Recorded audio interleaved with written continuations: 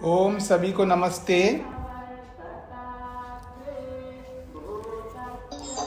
नमस्ते सर। नमस्ते सर। ओम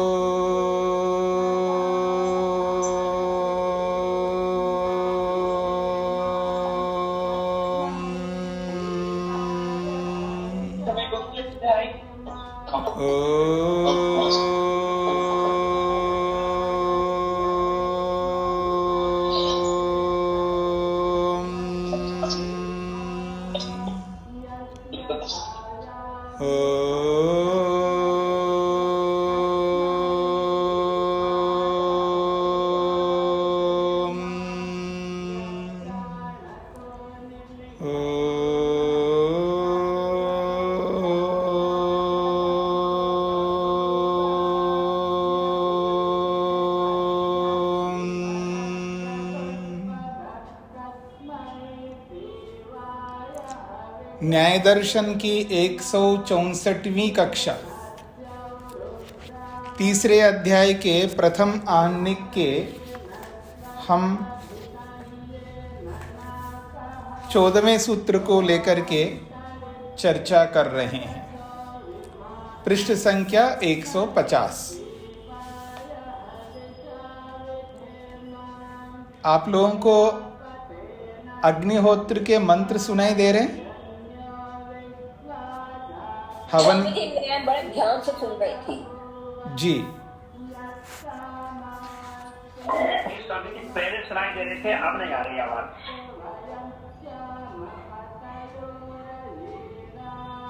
जी,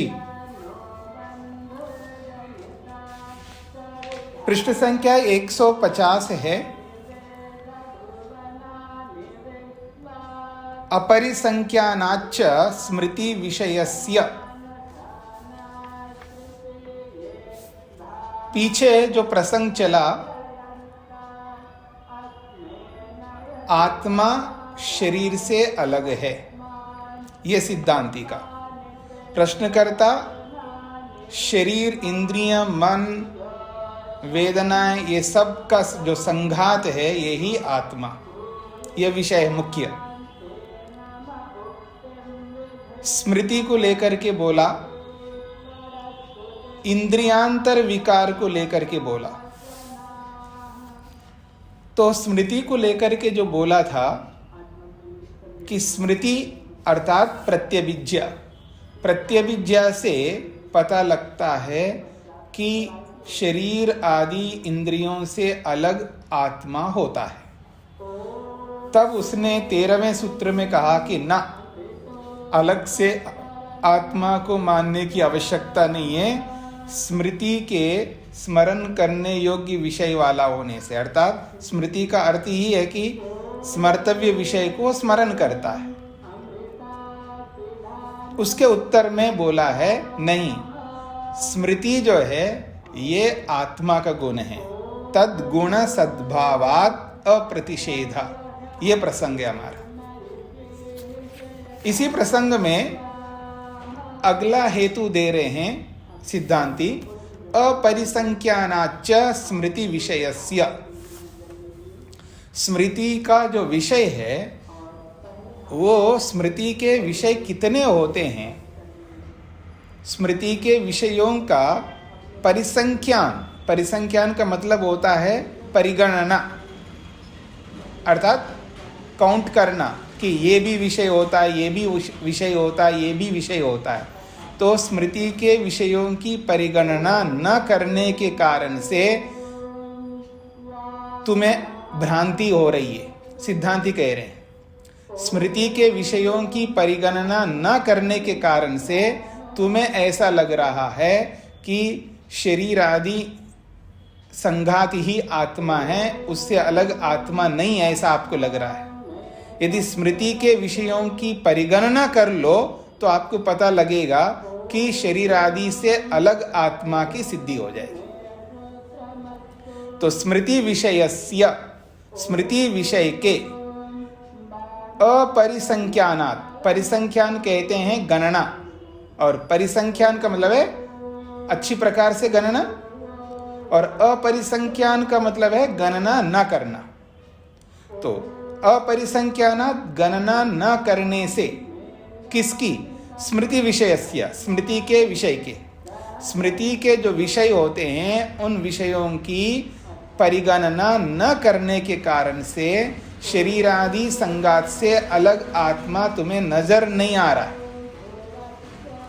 यदि स्मृति के विषयों की परिगणना आप कर लो तो आपको आसानी से समझ में आएगा कि आत्मा शरीर से अलग है। किसी ने इसको वार्तिक स्वीकार किया और किसी ने इसको सूत्र स्वीकार किया। ये जो अपरिसंख्यानाच्च स्मृति विषयस्य ये है, ये वार्तिक के रूप में इस पुस्तक में है। किसी और पुस्तक में इसको सूत्र के रूप में भी लिखा हुआ है, इसलिए सूत्र संख्या में अंतर आ रहा है। हाँ जी, ये इस वाक्य का अर्थ स्पष्ट हो गया आप लोगों को? स्मृति के विषयों की परिगणना न करने के कारण से आत्मा को अलग मानने में तुम्हें आपत्ति आ रही है, प्रश्नकर्ता को। अब इसकी व्याख्या करेंगे। अपरिसंख्याय च स्मृति विषयम इदमुच्यते न स्मृते स्मर्तव्य विषयत्वाद इति। सिद्धांती कह रहे हैं प्रश्नकर्ता से, क्या कह रहे हैं? स्मृति विषयम अपरिसंख्याय, स्मृति विषय की परिगणना न करके आप ये कह रहे हो न स्मृते है स्मर्तव्य विषयत्वाद। ये 13वें सूत्र को दोहरा रहे हैं। तुमने स्मृति के विषय की परिगणना किए बिना ही आत्मा को अलग नहीं मान रहे हो और ये बोल रहे हो स्मृति जो होती है वो स्मरण करने योग्य वस्तु का स्मरण करती है, यही उसका विषय है। इतना कह करके आप खंडन कर रहे हो, ये उचित नहीं है। जब स्मृति के विषयों की गणना करोगे तो आपको पता लगेगा। अब गणना करके दिखाएंगे। या इयम स्मृति, ये जो स्मृति है, या इयम स्मृति, स्मृति स्त्रीलिंग में इसलिए या बोला है। या इयम स्मृति, जो यह स्मृति है वो 2 प्रकार की होती है। यानी स्मृति होने की जो परिस्थितियां हमारे जीवन में आती है वो 2 प्रकार से आती है। जो स्मृति होती है वो 2 प्रकार की परिस्थितियों में हमारे को स्मृतियां हुआ करती हैं। एक वो स्थिति है जो कि अग्रियमाने अर्थे, किसी वस्तु को वर्तमान में अनुभव नहीं कर रहे, पहले अनुभव कर चुके हैं, उस पहले अनुभव किए हुए को वर्तमान में अनुभव नहीं कर रहे, बिना अनुभव किए ही उसकी स्मृति ला रहे होते हैं। हाँ जी, मेरी ओर देखिएगा, स्पष्ट हो रही है आपको बात? पहले किसी को आपने देखा है, मान लीजिएगा अनिल जी, आपके सामने अनिल जी है, उनके चेहरे को देखिएगा, अनिल आर्य नाम लिखा हुआ आ रहा है, और अनिल जी को आपने पहले देखा, अब वो आपके सामने नहीं है, उनको बिना देखे ही उनकी स्मृति आप ला रहे हैं। ये एक परिस्थिति है। अग्रियमाने अर्थे, अर्थ को न देखने पर भी उसकी स्मृति आएगी। यानी अनिल जी का जो व्यक्तित्व है उसकी स्मृति आप लाओगे। क्या कह रहे हो आप? अज्ञाशीषम अहम अमुम अर्थम, अमुम अर्थम, अमुक व्यक्ति को, अर्थात अनिल जी नामक इस व्यक्ति को, अज्ञाशीषम अहम, मैंने जाना था पहले। अज्ञाशीषम जो है भूतकाल का प्रयोग है, भूतकाल की क्रिया है। अज्ञाशीषम अहम, अमुम अर्थम, अमुम अर्थम, इस अर्थ को, यानी इस अनिल जी नामक अर्थ को, वस्तु को, इस व्यक्ति को मैंने पहले जाना। स्पष्ट हो गए जी? अब ये जो स्मृति है अब व्यक्ति सामने नहीं है तो कह रहे हैं अग्रियमाने अर्थे, वस्तु को बिना देखे ही हम उसकी स्मृति ला रहे हैं। अब ये जो स्मृति आई है ये वस्तु की, केवल वस्तु की स्मृति नहीं आएगी, इसमें अनेक विषय हैं, वो आपको पकड़ना है। कह रहे हैं एतस्याह स्मृते, ये जो स्मृति है इस स्मृति के 3 विषय सामने आएंगे। जात्री ज्ञान विशिष्ट पूर्व जातो अर्थ। एक तो जात्री, जाता है, जाता का स्मरण होगा, और ज्ञान का स्मरण होगा, और वो जो जिसका ज्ञान हो रहा है वो अर्थ, उस अर्थ का स्मरण होगा। जात्री ज्ञान विशिष्ट पूर्व जातो अर्थ, यानी जाता का भी, जानने वाले का, और उसका ज्ञान, और फिर उसका अर्थ, ये 3 प्रकार की स्मृति हमको होती है। केवल वस्तु की स्मृति नहीं होती है, जाता की भी स्मृति आ रही है, ज्ञान की भी स्मृति आ रही है, और वस्तु की भी स्मृति आ रही है।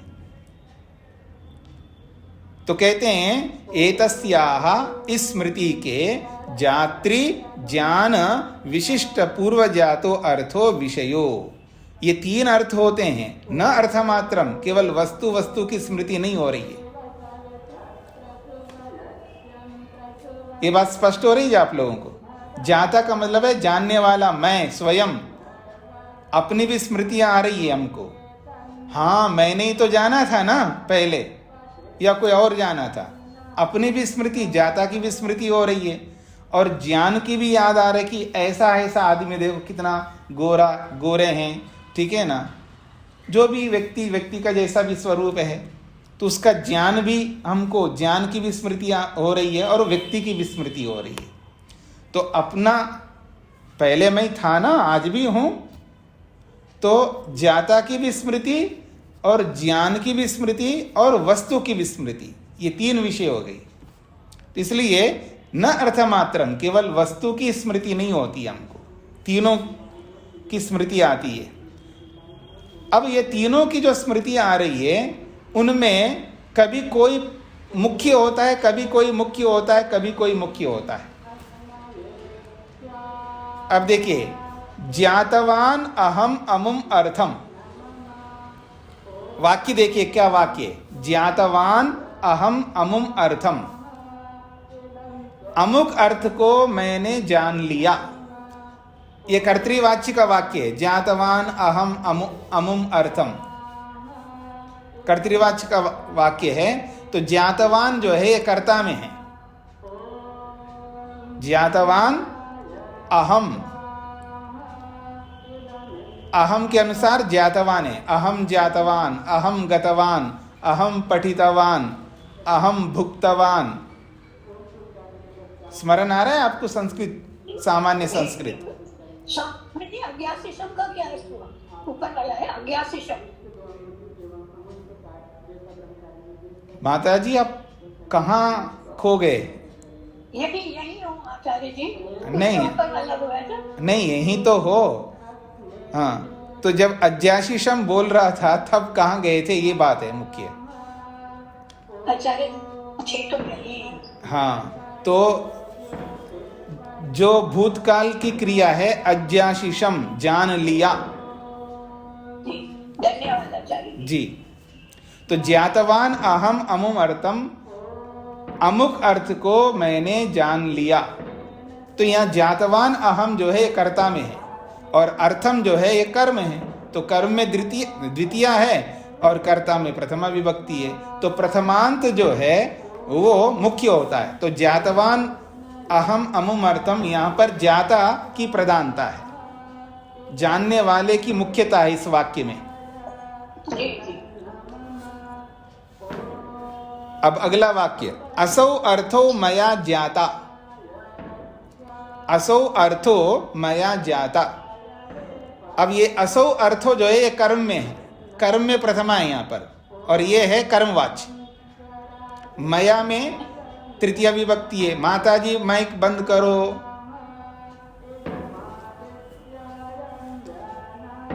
तो मया मेरे द्वारा अमुक अर्थ जाना गया। ज्ञाता का मतलब जाना गया। असौ अर्थः अमुक अर्थ, तो असौ अर्थ ये प्रथमा विभक्ति में, कर्म में प्रथमा विभक्ति होती है कर्मवाच्य में, और कर्ता में तृतीया विभक्ति होती है, और कर्म के अनुसार क्रिया आती है कर्मवाच्य में, ये नियम है। ठीक है जी। तो असौ अर्थो मया ज्ञाता, अमुक अर्थ मेरे द्वारा जाना गया। यहां पर कर्म में प्रथमा है तो प्रथमांत पद जो है यहां प्रधान है, यानी यहां पर अर्थ की प्रधानता है। इस वाक्य में अर्थ की प्रधानता, पहले वाक्य में ज्ञाता की प्रधानता था। अब तीसरा वाक्य, अस्मिन् अर्थे मम ज्ञानम अभूत। अस्मिन् अर्थे अमुक अर्थ में, अमुक वस्तु में मेरा ज्ञान हुआ या मेरे को ज्ञान हुआ। अस्मिन् अर्थे अमुक अर्थ में, अमुक वस्तु के विषय में मम मेरे को ज्ञानम ज्ञान अभूत हुआ। अब यहां ज्ञान की प्रधानता है, क्योंकि ज्ञानम जो है यहां प्रथमांत है, तो यहां ज्ञान की प्रधानता है। तो अस्मिन् अर्थे मम ज्ञानम अभूत, यहां पर ज्ञान की प्रधानता है। असौ अर्थो मया ज्ञाता, यहां पर अर्थ की प्रधानता है। और ज्ञातवान अहम अमुम अर्थम, यहां पर ज्ञाता की प्रधानता है। तो ज्ञात्री प्रधान वाक्य, कर्म प्रधान वाक्य और ज्ञान प्रधान वाक्य, तो इन तीनों की स्मृतियां हो रही है। और चौथा वाक्य था अज्ञाशिषम अहम अमुम अर्थम, उसमें तीनों को बताया है कि तीनों की स्मृति होती है, व्यक्ति को याद आती है। तो इस प्रकार के इन चार वाक्यों में तीन बातें कही गई है। ज्ञाता को भी हम स्मरण करते हैं, अर्थात अपने आप को स्मरण करते हैं हम लोग। अपने आप को स्मरण करने का अभिप्राय समझ रहे ना, मैं वही था, कल वाला हूं मैं, कल वाला ही हूं मैं, जो कल मैंने जाना था उसको, उसी को आज जानूंगा। मैं वही हूं, बदल तो नहीं गए ना मैं, मुश्किल हो जाएगा अगर बदल जाऊं तो अपनी स्मृति भी हो रही है, ज्ञाता की भी स्मृति, और उस वस्तु की भी स्मृति जिसको हमने जाना है, और उसका ज्ञान, उस ज्ञान की भी स्मृति हो रही है। तो इसलिए कह रहे हैं चतुर्विधम एतद वाक्यम, ये चार प्रकार के वाक्य बताए गए। अज्ञाशिषम अहम अमुम अर्थम एक वाक्य, ज्ञातवान अहम अमुम अर्थम दूसरा वाक्य, असौ अर्थो मया ज्ञातः ये तीसरा वाक्य, अस्मिन् अर्थे मम ज्ञानम अभूत ये चौथा वाक्य। इस प्रकार चतुर्विधम एतद वाक्यम, ये चार प्रकार के वाक्य हैं। स्मृति विषय ज्ञापकम समानार्थम, यहाँ यकार छूट गया, स्मृति विषय के बाद में यकार छूट गया। स्मृति विषय ज्ञापकम समानार्थम, यकार जोड़ लीजिएगा। स्मृति विषय, उसके बाद शकार के बाद यकार जोड़ लीजिएगा, तो स्मृति विषय ज्ञापकम समानार्थम। कहते हैं चतुर्विधम एतद वाक्यम, ये चार प्रकार के वाक्य हैं। और स्मृति विषय ज्ञापकम, और ये सब स्मृति विषय के है, स्मृति विषय को बताने वाले ये चार प्रकार के वाक्य हैं। और समानार्थम, समान अर्थ वाले हैं, अर्थात सभी स्मृति को संकेत कर रहे हैं। सर्वत्र खलु ज्ञाता ज्ञानम ज्ञेयम च गृह्यते। देखिएगा इन सभी वाक्यों में क्या स्मृति हो रही है हमको, ज्ञाता, ज्ञानम और ज्ञेयम। ज्ञाता की भी अनुभूति होती है, ज्ञान की भी अनुभूति होती है, और ज्ञेय जानने योग्य वस्तु, ज्ञेय का मतलब वस्तु, अर्थात तीनों की स्मृति होगी और तीनों ही रहते हैं वहां पर। बस अंतर यह है वाक्य के अनुसार मुख्यता और गौणता होती है। किसी वाक्य में ज्ञाता प्रधान होगा तो किसी में ज्ञान प्रधान, किसी में ज्ञेय प्रधान। पर स्मृति जब होगी तो तीनों की स्मृति होगी।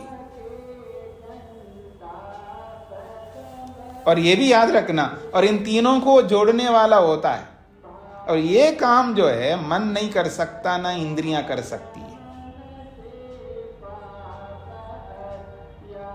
तो ये स्मृति होने की जो परिस्थिति है, वस्तु को देखे बिना ही याद करते हम लोग, अर्थात पहले देखा हुआ है लेकिन वर्तमान में नहीं देख रहे उसको, उसी को देखे हुए को दोबारा देखे बिना ही उसको याद कर लेते हैं। ये एक परिस्थिति है। अब दूसरी परिस्थिति बता रहे जी, अथा का मतलब अथवा, प्रत्यक्षे अर्थे, अब उस अर्थ को प्रत्यक्ष यानी देख रहे हैं। पहली परिस्थिति थी बिना देखे ही याद कर रहे हैं, अब प्रत्यक्षे अर्थे उस वस्तु को प्रत्यक्ष देख लिया जी दोबारा, पहले तो देखा था फिर दोबारा देख रहे हैं। तो प्रत्यक्षे अर्थे, अर्थ के प्रत्यक्ष होने पर, या स्मृति, जो स्मृति होती है हमको, तया उस स्मृति से त्रीणि ज्ञानानि एकस्मिन् अर्थे प्रतिसंधीयन्ते, तीन प्रकार के ज्ञान एक ही वस्तु के विषय में प्रतिसंधीयन्ते जाने जाते हैं। उनको तीनों ज्ञानों को जोड़ करके जाना जाता है। प्रत्यक्षे अर्थे, जब वस्तु को देखते, जैसे मैंने अनिल जी को कहा है, अब अनिल जी को पहले देखा था, अब बिना देखे याद कर रहे थे पहले वाली परिस्थिति में, अब हमारे सामने आ गए, फिर सामने आ गए तो अब देख रहे हैं। तो प्रत्यक्षे अर्थे, अनिल जी को प्रत्यक्ष देख लेने पर, या स्मृति, अनिल जी के बारे में जो स्मृति आती है, और वो स्मृति त्रीणि ज्ञानानि, वो तीन प्रकार के ज्ञानों को एकस्मिन् अर्थे, उस एक ही अनिल जी रूपी व्यक्ति में, अर्थात उस एक ही वस्तु के विषय में प्रतिसंधीयन्ते, उन तीनों ज्ञानों को जोड़ करके व्यक्ति जानता है ये वही व्यक्ति है जिनको मैंने पहले देखा था, और वैसा ही रंग रूप, वैसी आकृति, ऐसे जो भी पहले देखा था, जैसा देखा था वैसा ही है, बिल्कुल बदले नहीं है। हाँ जी, बदलना नहीं, गिरगिट की तरह याद रखना, एक जैसे रहना, अंदर बाहर से एक जैसा रहो। हाँ जी, तो ये कह रहे हैं तीन प्रकार के ज्ञान एक ही वस्तु के विषय में प्रतिसंधीयन्ते, उन तीनों ज्ञानों को जोड़ता है व्यक्ति। समान कर्तृकानि, एक ही कर्ता वाले ज्ञान है। समान कर्तृकानि का मतलब है एक ही व्यक्ति को होने वाले वो तीन ज्ञान है। न नाना कर्तृकानि, अलग अलग कर्ताओं को नहीं हो रहे हैं, यानी जात्री ज्ञान अलग व्यक्ति को हो रहा हो, और ज्ञान अलग हो रहा हो अलग व्यक्ति को, और अर्थ का ज्ञान किसी और को हो रहा हो, तो अलग अलग कर्ताओं को ये तीन प्रकार के ज्ञान अलग अलग नहीं हो रहे हैं, एक ही कर्ता को तीनों ज्ञान हो रहे हैं। इसलिए कहते हैं समान कर्तृकानि, एक ही कर्ता को होने वाले ये तीन ज्ञान हैं। नाना कर्तृकानि, ना अलग अलग कर्ताओं को नहीं हो रहे। फिर कह रहे न अकर्तृकानि, बिना कर्ता के हो नहीं सकते ये तीनों ज्ञान। अकर्तृकानि न अकर्तृकानि, अर्थात बिना कर्ता के ये ज्ञान नहीं हो सकते। किम तर्री, फिर कैसे? एक कर्तृकानि, एक ही कर्ता को ये तीनों ज्ञान हो रहे हैं। कैसे हो रहे हैं? तो फिर बता रहे हैं अद्राक्षम अमुम अर्थम यमेव एतर्रि पश्यामि। वो कहते हैं अद्राक्षम अमुम अर्थम, इस अनिल जी को मैंने कल देखा था, वही शर्ट पहना है, वही पैंट पहना है, बहुत कंजूस लिखते हैं।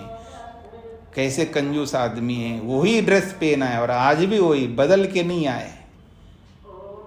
आदमी का सोच देखिएगा, मतलब एटीट्यूड यानी दृष्टि, नजरिया देखिए व्यक्ति का।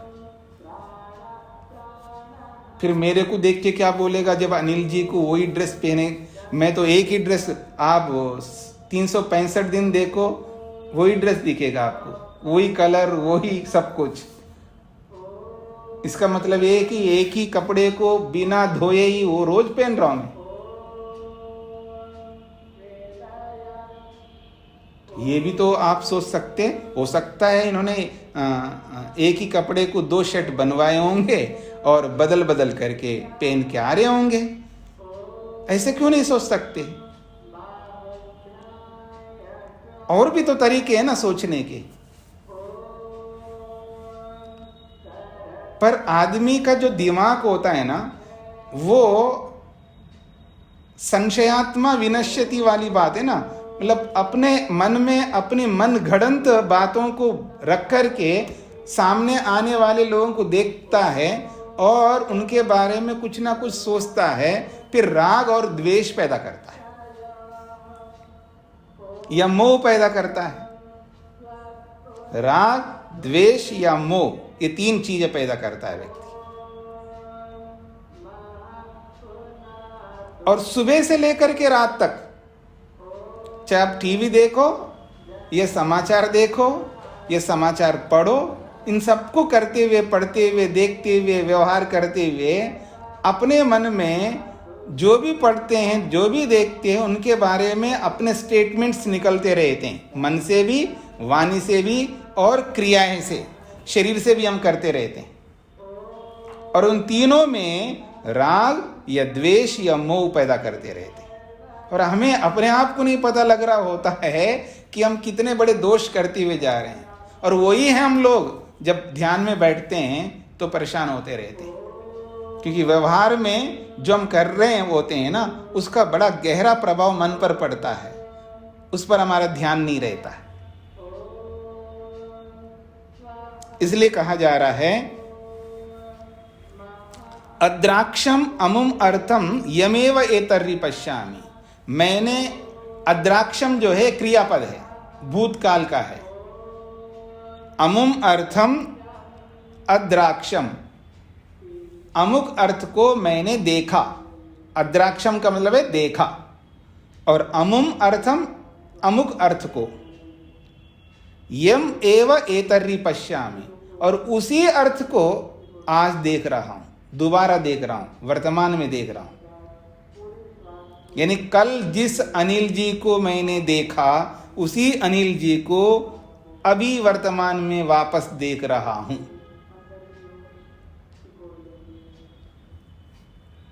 अब इस स्थिति को समझने का प्रयत्न करिएगा। अद्राक्षम इति दर्शनम, ये जो अद्राक्षम है मतलब देखा, अनिल जी को देखा, तो ये जो दर्शन है, ये जो ज्ञान हुआ है हमको, और दर्शन संवित, और उस ज्ञान को करने वाला, या दर्शन संवित जो है उस दर्शन की अनुभूति, दर्शन संवित या दर्शन को करने वाला, ज्ञाता। न खलु संविदिते स्वे दर्शने स्याद एतद अद्राक्षम। न खलु असंविदिते स्वे दर्शने, अपने देखे हुए के अनुभूति, या अनुभूति को ले रहे हैं दर्शन संवित से, तो कहते हैं न खलु असंविदिते, असंविदिते स्वे दर्शने, अपने द्वारा अनुभव किए बिना, न स्यात् एतद अद्राक्षम, हमने अगर पहले अनुभव नहीं किया है तो फिर वो ये व्यक्ति ये नहीं कह सकता मैंने जिसको कल देखा था। अगर वही व्यक्ति है ना जो अभी जो बोल रहा है, वर्तमान में बोल रहा है ना, ये वर्तमान में ये बोल रहा है, क्या बोल रहा है? अद्राक्षम अमुम अर्थम, मैंने कल अनिल जी को देखा। तो ये जो अनुभूति हो रही है वर्तमान में, ये अपने अंदर जो अनुभूति वर्तमान में हो रही है, ये बिना देखे, बिना अनुभव किए नहीं हो सकती है। यानी पहले अनुभव किए बिना ही ये वर्तमान में ये अनुभव नहीं हो सकता कि मैंने इनको कल देखा था। ये वाला ज्ञान बिना अनुभव के नहीं हो सकता, ये कहना चाह रहे हैं। तो कह रहे हैं न खलु असंविदिते स्वे दर्शने, अपने देखे हुए की अनुभूति के बिना न स्यात् एतद अद्राक्षम, ये नहीं हो सकता कि मैंने देखा कल। इति ते खलु एते द्वे ज्ञाने, इस प्रकार से वे ये दो प्रकार के ज्ञान हो गए। कल जो देखा उसकी अनुभूति और आज जो देख रहे हैं उसकी अनुभूति, ये दो प्रकार के ज्ञान हो गए। यम एव एतरि पश्यामि, और जिसको अब वर्तमान में देख रहा हूं, इति तृतीयम ज्ञानम, ये तीसरा ज्ञान हो जाएगा।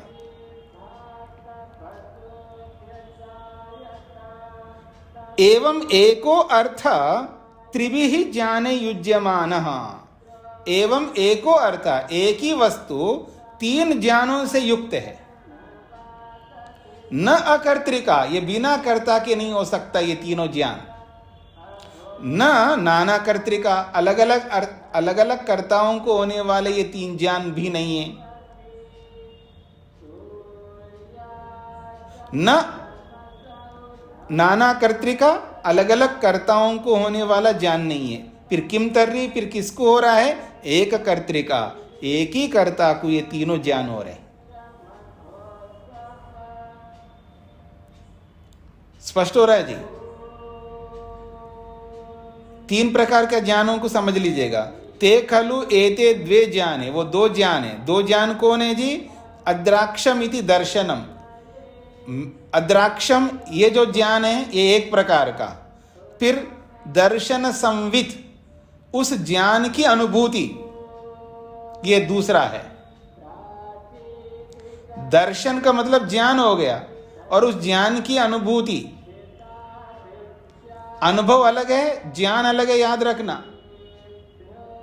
ज्ञान अलग है और अनुभव अलग है, इसलिए दो हो गए यहां पर।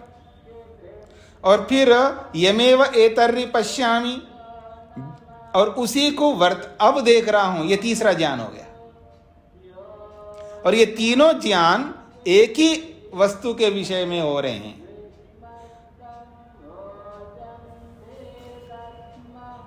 और तीनों ज्ञानों से युक्त है ये कर्ता, और एक ही कर्ता है। अलग अलग कर्ताओं को, अलग अलग लोगों को ये तीनों अलग अलग ज्ञान नहीं हो रहे हैं, एक ही कर्ता को तीनों ज्ञान हो रहे हैं।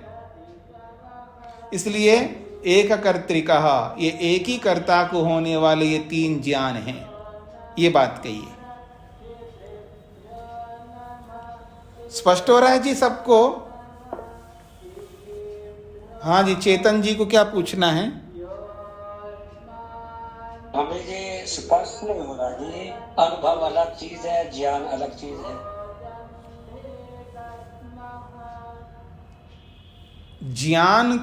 ज्ञान अलग है, अनुभूति अलग है।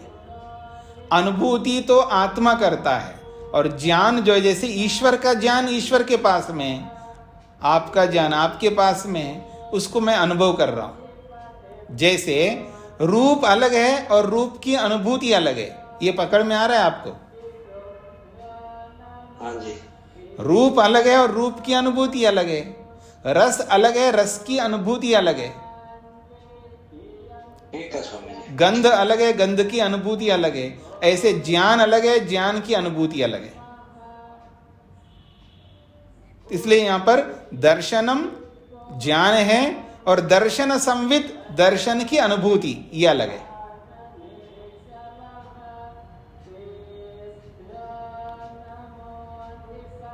आगे बढ़े जी। अब देखिएगा, सो अयम स्मृति विषयो अपरिसंख्यायमानो विद्यमानः प्रज्ञातो अर्थः प्रतिषिध्यते। अब सिद्धांती प्रश्नकर्ता से कह रहे हैं, सो अयम, वह यह, स्मृति विषय, ये जो स्मृति का विषय है वो अपरिसंख्यायमाना, बिना उस स्मृति की गणना किए, बिना उस स्मृति की गणना किए, अपरिसंख्यायमाना, बिना गणना किए उस स्मृति की, विद्यमान, जो आत्मा विद्यमान है, प्रज्ञातो अर्थ, और जाना हुआ अर्थ है, अर्थात प्रमाणों के द्वारा जाना हुआ अर्थ है, ऐसे अर्थ को, ऐसे विषय को प्रतिषिध्यते, प्रश्नकर्ता के द्वारा खंडन किया जा रहा है। क्या खंडन किया जा रहा है? न अस्ति आत्मा, आत्मा शरीर से अलग नहीं हो सकता। क्यों? स्मृते स्मर्तव्य विषयत्वात्, ऐसा कह करके उसने खंडन किया था। स्मृति के विषयों की परिगणना किए बिना विद्यमान वर्तमान जो बिल्कुल विद्यमान है, यानी आत्मा अलग से विराजमान है, ऐसे प्रज्ञात अर्थ को, प्रमाणों से सिद्ध अर्थ को प्रश्नकर्ता प्रतिषिध्यते, खंडन कर रहा है। कैसे खंडन कर रहा है? नास्ति आत्मा, शरीर से अलग आत्मा कोई नहीं हो सकता। क्यों? स्मृते है स्मर्तव्य विषयत्वात्, स्मृति का काम ही याद करना है, बस इतना ही है। स्मृति का काम है याद करना, वस्तु को याद करती है स्मृति, बस इतना ही कह करके वो खंडन करना चाह रहा है। भाई याद करती है स्मृति तो वस्तु को ही याद करेगी, लेकिन वो वस्तु एक ही केवल वस्तु को थोड़े याद करेगी, वो ज्ञाता को भी याद कर रही है ना, ज्ञान को भी याद कर रही है ना, और तीनों को जोड़ करके फिर उनकी अनुभूति भी हो रही है ना। तो ये सब किसको हो रहे हैं? केवल स्मृति वस्तु की नहीं होती है ना, इन तीनों की होती है। ये है परिगणना, यानी ज्ञाता एक, ज्ञान दो और ज्ञेय तीन, तो तीन हो गए ना। तीन की गणना करो, एक नहीं है वहां पर, एक ही वस्तु नहीं है जिसको आप याद कर रहे हैं, उसके साथ साथ दो और हैं, तो तीन संख्या हो गई ना। तो 1 2 3 ऐसा। तो ये जो गणना है, स्मृति के विषयों की गणना जो है वो एक होता तो गणना का प्रश्न ही नहीं उठता। जब एक से अधिक होगा तभी तो गणना होगी। तो गणना न करते हुए, यानी गणना को नजरअंदाज करके आप केवल स्मृति होती है याद करने के लिए, ऐसा कह करके आप आत्मा का खंडन नहीं कर सकते। और इसकी जब गणना करोगे तो उसमें ज्ञाता आएगा, ज्ञान आएगा और ज्ञेय भी रहेगा, और इन तीनों को जोड़ने वाला है, और वो कौन जोड़ने वाला है ये आपको बताना पड़ेगा। इससे सिद्ध हो जाएगा शरीर इंद्रिय आदि से अलग आत्मा होता है, ये कहना चाह रहे हैं। स्पष्ट हो गया जी? आगे बढ़ते हैं। तो कहते हैं नास्ति आत्मा स्मृते स्मर्तव्य विषयत्वात्, ऐसा कहकर के आपने जो खंडन किया है वो ठीक नहीं है। न च इदम स्मृति मात्रम स्मर्तव्य मात्र विषयम वा। वो कहते हैं न च इदम स्मृति मात्रम, ये केवल स्मृति मात्र नहीं है और स्मर्तव्य मात्र विषय नहीं है। केवल स्मृति हो रही हो, केवल स्मरण करने योग्य अर्थ मात्र हो, ऐसा नहीं है। इदम खलु ज्ञान प्रतिसंधानवत् स्मृति प्रतिसंधानम। फिर क्या है जी? तो कहते ज्ञान प्रतिसंधानवत्, जैसे ज्ञानों का प्रतिसंधान होता है, अलग अलग ज्ञानों को जोड़ता है आत्मा, अलग अलग ज्ञानों को जिस प्रकार से जोड़ता है, ऐसे ही स्मृति प्रतिसंधानम, स्मृतियों को भी जोड़ता है। स्मृति भी अलग अलग है, तो अलग अलग स्मृतियों को भी जोड़ना पड़ता है। जैसे हम अलग अलग ज्ञानों को जोड़ते हैं, ऐसे स्मृति भी अलग अलग होती है, उनको भी जोड़ना पड़ता है। केवल वस्तु मात्र की स्मृति होती हो ऐसा नहीं है ना, तो इसलिए अलग अलग स्मृति है, तो अलग अलग स्मृतियों को जोड़ करके हमें समझना होता है। तो जैसे ज्ञान संतति को जोड़ करके हम समझते हैं, ऐसे स्मृति संतति को भी जोड़ करके समझते हैं, ये इसका अभिप्राय है। तो ज्ञान प्रतिसंधानवत्, ज्ञान अलग अलग ज्ञानों का प्रतिसंधान के समान स्मृतियों का भी प्रतिसंधान होता है। इसलिए एकस्य सर्व विषयत्वात्, यद्यपि वो एक ही आत्मा और सर्व विषयत्वात्, और वो सभी को विषय बनाने वाला होने से, आत्मा एक है और वो सभी को विषय बनाता है, यानी सभी उसके विषय बनते हैं। इसी को और खोल करके समझा रहे हैं। एको अयम ज्ञाता, खोल के बताने का मतलब ये है, एको अयम ज्ञाता, ये जो ज्ञाता है, अयम ज्ञाता एकः, एको अयम ज्ञाता का मतलब यह ज्ञाता एक ही है, अनेक नहीं है, इसका अभिप्राय ये है। तो एको अयम ज्ञाता एकः, जानने वाला एक है, और सर्व विषय, और सब उसके विषय बनते हैं, सभी विषयों को वो अपना बनाता है। स्वानि ज्ञानानि प्रतिसंधत्ते, और उसको होने वाले ज्ञानों को भी वो जोड़ता है। उसको अलग अलग ज्ञान होते हैं ज्ञाता को। स्वानि ज्ञानानि की अपने होने वाले ज्ञानों को प्रतिसंधत्ते वो जोड़ता है। कैसे जोड़ता है? अमुम अर्थम ज्ञास्यामि, अमुक अर्थ को जानूंगा। अब अनिल जी को जानता हूं, जानूंगा। अनिल जी को जानूंगा कि कल कौन सा शर्ट पहन करके आएंगे। स्पष्ट हो रहा है जी? तो कह रहे हैं अमुम अर्थम ज्ञास्यामि। ये ज्ञास्यामि जो है ये भविष्यत काल की क्रिया है। ज्ञास्यामि अर्थात जानूंगा कि अनिल जी कौन सा शर्ट पहन करके आएंगे, ये जानूंगा। ये भविष्यत काल का हो गया। अमुम अर्थम विजानामि, अमुक अर्थ को जान रहा हूं। हाँ, वही कुर्ता पहन के आया, ये कल वाला ही पहन के आया। तो ये वर्तमान काल को बता रहा है, यानी वर्तमान ज्ञान को बता रहा है। एक तो भविष्यतकालीन ज्ञान है ज्ञास्यामि, और अमुम अर्थम विजानामि ये वर्तमान काल का ज्ञान हो गया। अमुम अर्थम अज्ञाशिषम, और ये भूतकाल का होगा। अज्ञाशिषम, अनिल जी को तो मैंने जान लिया है, ये भूतकाल वाला है। ये तीनों ज्ञानों को वो जोड़ता है, भविष्यतकालीन ज्ञान, वर्तमानकालीन ज्ञान और भूतकालीन ज्ञान। तो ज्ञास्यामि, विजानामि, अज्ञाशिषम, ये तीनों क्रियापद है। एक भविष्यत का है, एक वर्तमान का है, एक भूत का है। अमुम अर्थम जिज्ञासमानस चिरम अज्ञात्वा अध्यवस्यति अज्ञाशिषम इति। अब देखिए क्या कहना चाह रहे। अमुम अर्थम, कभी कभी किसी विषय को, किसी वस्तु को जिज्ञासमाना, उसकी जिज्ञासा होती है, उसको जानने की जिज्ञासा होती है। किसी वस्तु को हम याद करना चाहते, याद ही नहीं आती वो वस्तु। बहुत कोशिश करते हैं पर याद नहीं आती है। अथवा किसी वस्तु को हम जानने की चेष्टा कर रहे हैं कि आखिर ये है क्या चीज़ है। तो अमुम अर्थम जिज्ञासमाना, अमुक अर्थ को जानने की इच्छा से जानने का प्रयत्न करते हैं। चिरम अज्ञात्वा, बहुत देर तक उसको जानने का प्रयत्न करते हैं लेकिन जान नहीं पाए। तो अज्ञात्वा, ना जान करके, और अचानक जो है आगे चल करके अध्यवस्यति, लेकिन जान लेगा। और विचारते विचारते कभी तो जानेगा, और फिर जब जान लेगा तो अज्ञाशिषम, हाँ मैंने जान लिया, अब समझ में आ गया। ऐसा बोलता है ना व्यक्ति। जब किसी को आप बोलते हो याद करो, आपको कुछ बोला था मैंने, पत्नी कह रही है हाँ पति को, याद करो कुछ बोला था, किया ही नहीं आप, और वो भी तीखी नजर से, हाँ याद करो, ठीक है जी। और वो पति देव तो है ऐसे बुलक्कड़, भूल जाता है, तो वो याद ही नहीं आ रहा है उनको।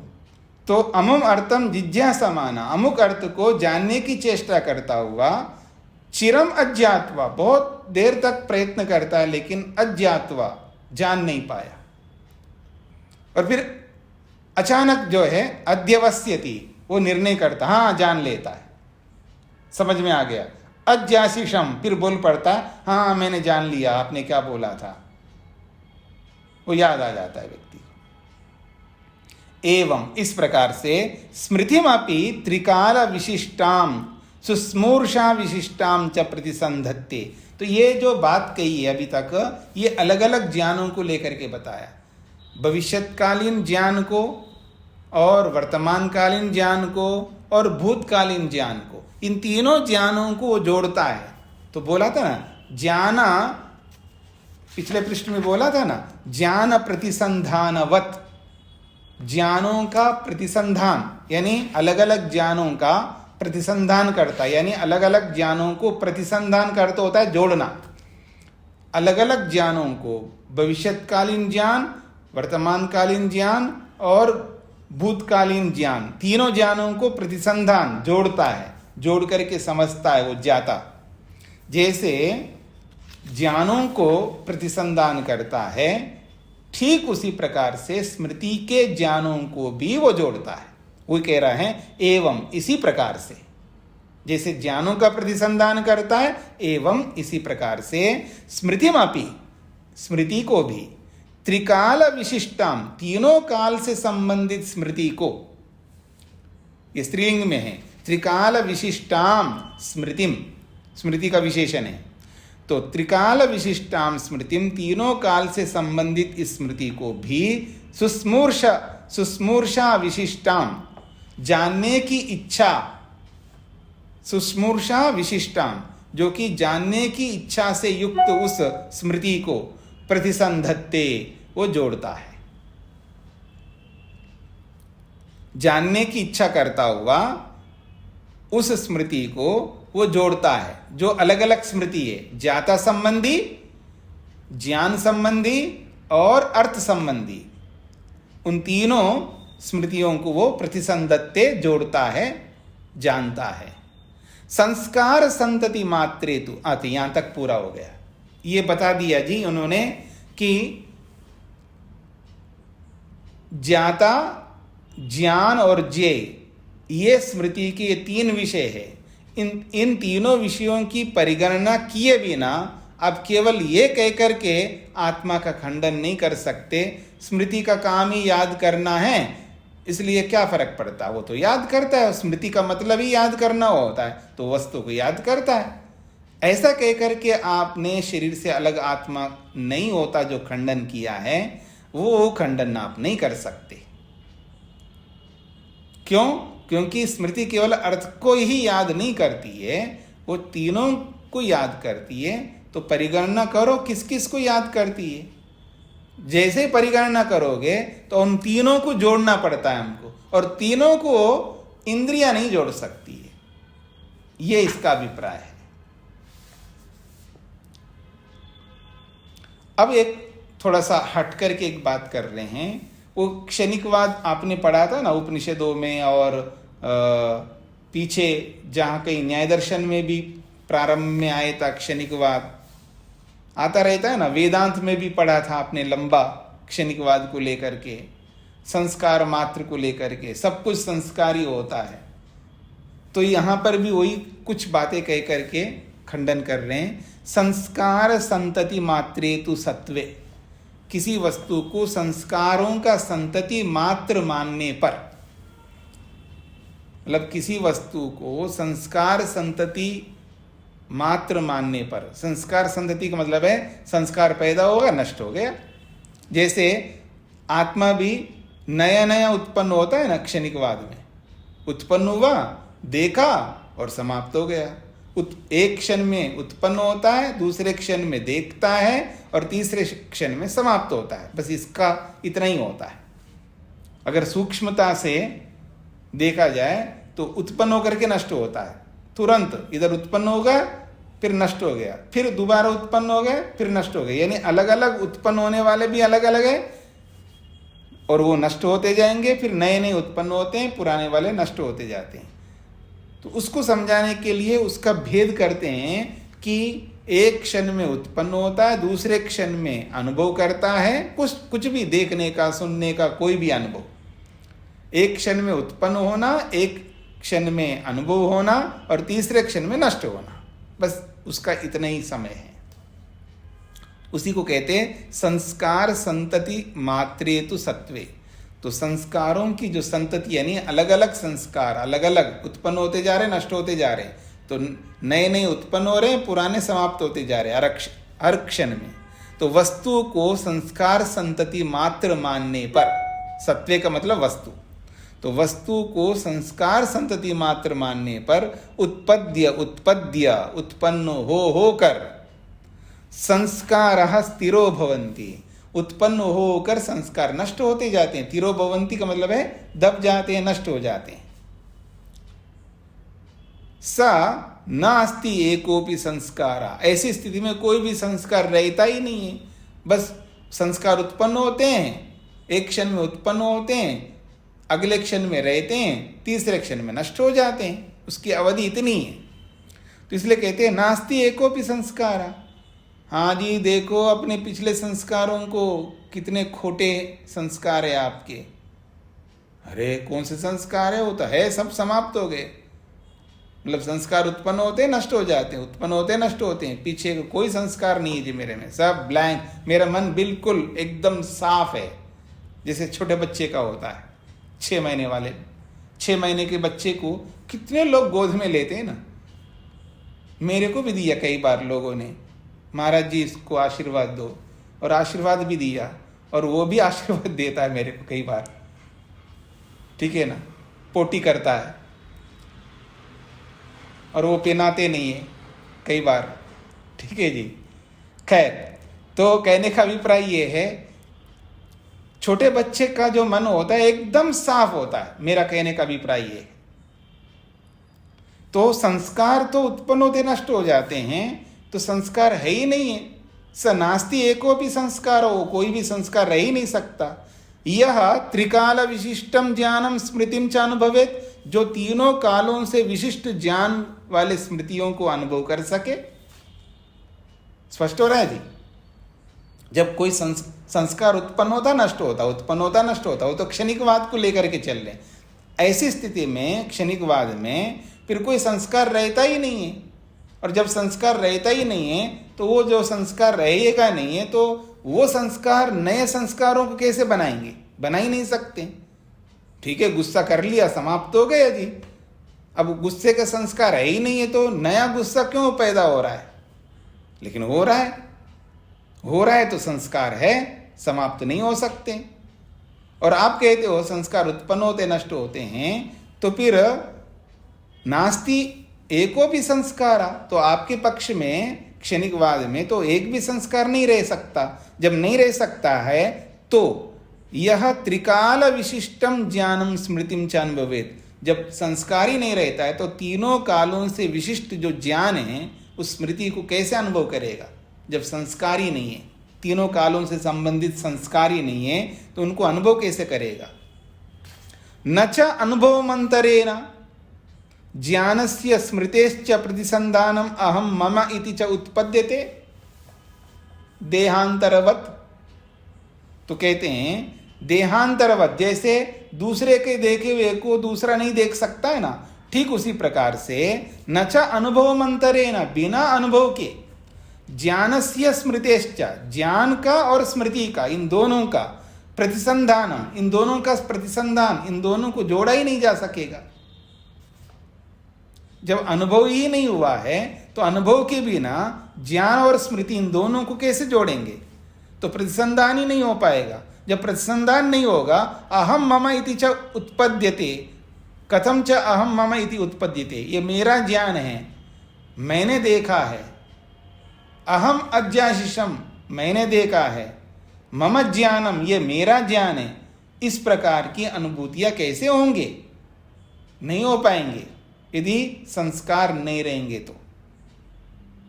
अतः इसलिए कहते हैं अनुमीयते अस्ति एकः सर्व विषय प्रतिदेहम स्वज्ञान प्रबंधम स्मृति प्रबंधम च प्रतिसंधत्ते इति। अतः इसलिए अनुमीयते अस्ति एकः, इसलिए ये अनुमान होता है एक आत्मा शरीर आदि इंद्रियों से अलग है, जो सर्व विषय, सबको अपना विषय बनाता है, सब उसके विषय बनते हैं। प्रतिदेहम स्वज्ञान प्रबंधम स्मृति प्रबंधम च प्रतिसंधन्ते, प्रतिदेहम, प्रत्येक शरीर में, स्वज्ञान प्रबंधम, अपने ज्ञान के प्रबंध को, यानी अपने ज्ञान की श्रृंखला को, अलग अलग ज्ञानों को, स्वज्ञान प्रबंधम को, अपने अनेक ज्ञानों को और अपने ही अनेक स्मृतियों को प्रतिसंधत्ते, जोड़ करके अनुभव करता है। यस्य देहांतरेषु वृत्ते अभावात् न प्रतिसंधानम भवति इति।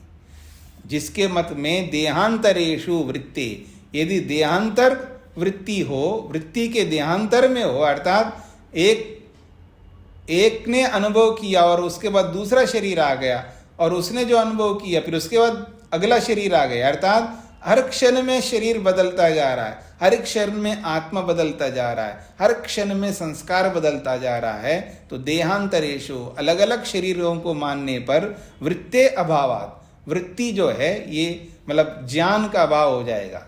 पिछला ज्ञान, वर्तमान का ज्ञान, भविष्य का ज्ञान, इन सबको जोड़ने का अभाव हो जाएगा। न प्रतिसंधानम भवति, तब जोड़ना हो ही नहीं सकता यदि सबको क्षणिक मानोगे तो। स्पष्ट हो गया जी? तो अंत में क्षणिकवाद का भी खंडन कर दिया। यहां पर किसी को कोई बात पूछनी हो तो पूछ सकते हैं, 2-4 मिनट है। हाँ शेखर जी बोलिए।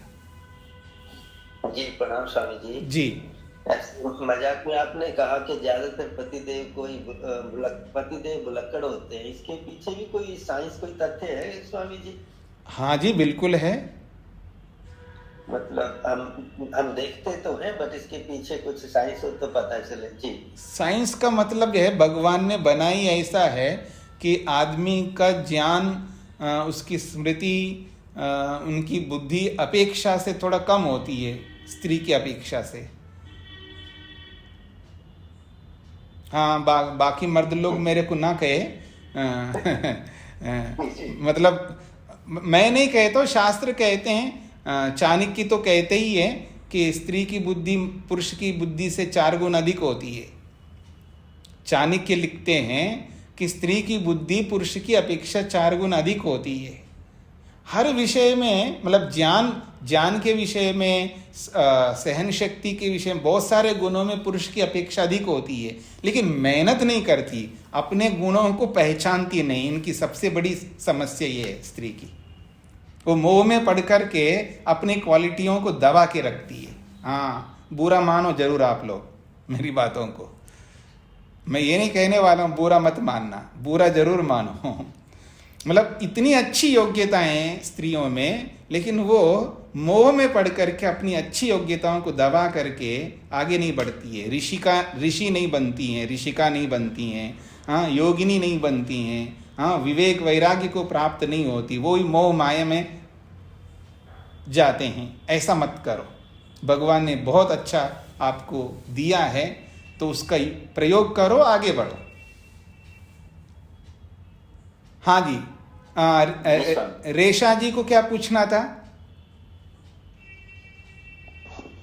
जी नमस्ते जी। जी ये पूर्व पक्षी कह रहे हैं, तो पूर्व पक्षी दूसरा कोई व्यक्ति है जो प्रश्न कर रहा है? हाँ दूसरे को आप दूसरा ही होता है प्रश्नकर्ता। प्रश्नकर्ता जब बोलते हैं और उत्तरकर्ता जब बोलते हैं तो अलग अलग होते हैं ना। एक ही व्यक्ति तो हो नहीं सकता, वही प्रश्नकर्ता हो और वही उत्तरकर्ता हो, अलग अलग ही होते हैं। अथवा वास्तव में व्यक्ति नहीं होते हैं, लेकिन 2 पक्ष बना करके बोला जाए। जैसे कथाएं होती है ना, नाटक, आपने नाटक किया बचपन में, स्कूल कॉलेजों में नाटक करवाते हैं ना, पात्र होते हैं, पात्र बनाए जाते। तो यहाँ पात्र बना करके भी देख सकते हो कि प्रश्नकर्ता है और उत्तरकर्ता है। तो वास्तव में भी होता है और पात्र भी होते हैं जी, समझाने के लिए। हाँ जी ऋचा जी को क्या पूछना है?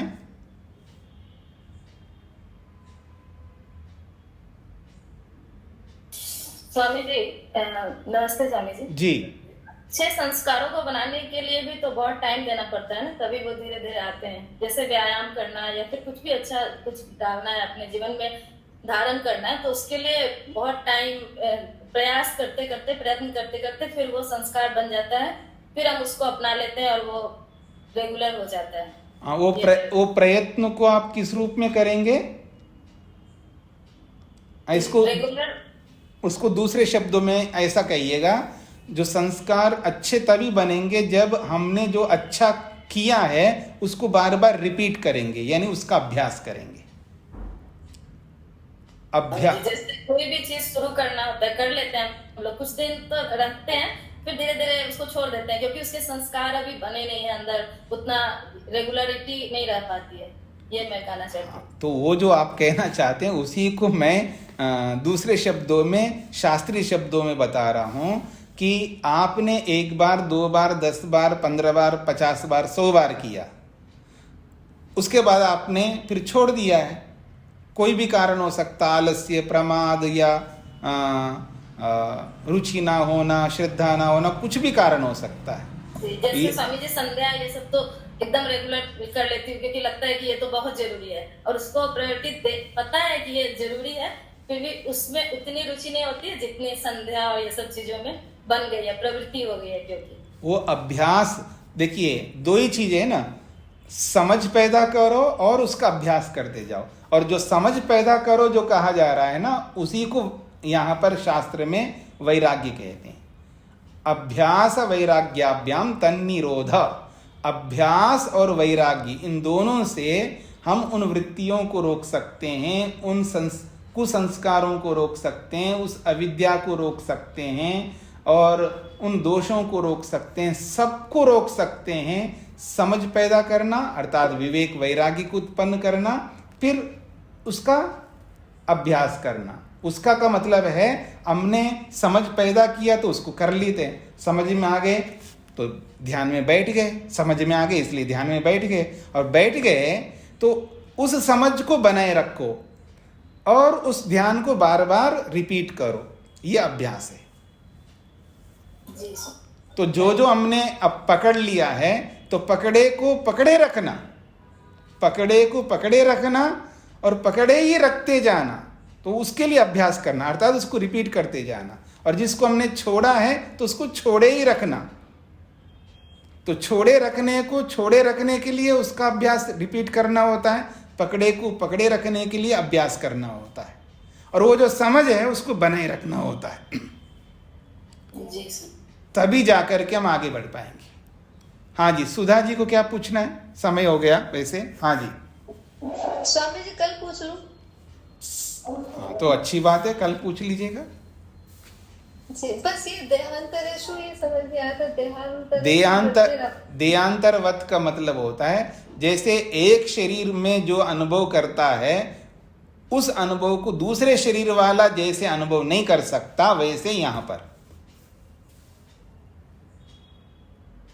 मतलब जैसे आपने सुधा जी ने जो अनुभव किया है वही अनुभव ऋचा जी अनुभव नहीं कर सकती है।